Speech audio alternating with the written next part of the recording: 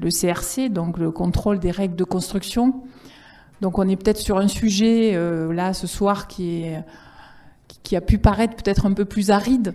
Enfin, en tout cas, voilà, le nombre de participants est un peu restreint. On aurait pu espérer avoir un plus grand nombre d'inscrits. La période n'est pas forcément non plus très, très facile, avec cette succession de ponts, de jours fériés, etc.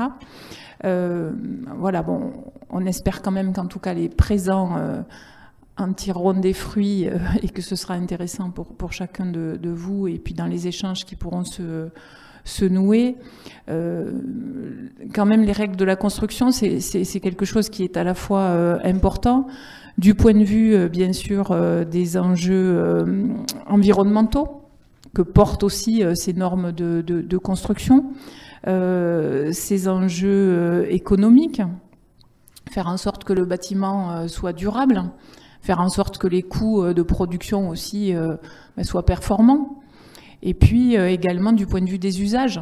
Derrière les règles de la construction, on va trouver aussi tout ce qui touche au confort, au coût d'usage pour les occupants des bâtiments.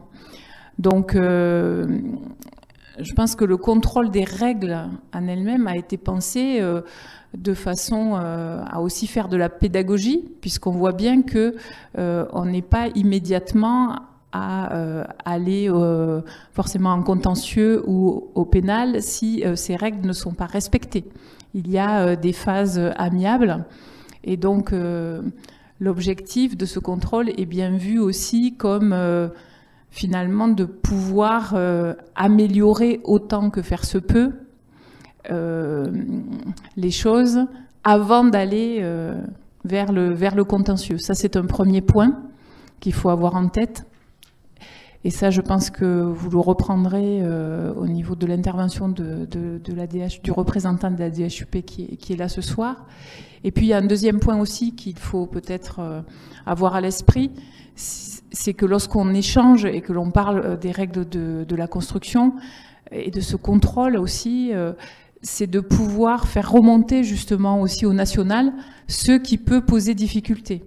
C'est aussi de se dire que voilà, l'échange peut permettre aussi, et les contrôles peuvent permettre de pointer un certain nombre de difficultés d'application ou autres, et qui peuvent à un moment donné amener à ce que les règles ou les normes puissent être infléchies.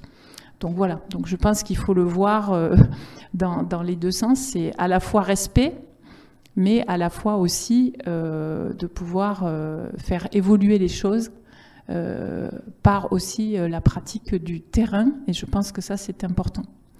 Voilà, donc ce soir on a plusieurs intervenants dans ce 5 à 7, donc en remerciant donc Olivier Perret de la DHUP, donc qui sera le premier intervenant, également donc du CEREMA Cédric Lantillon et Nathalie Moral, qui interviendront tous deux. Et puis pour la DDT, Brigitte Meignet.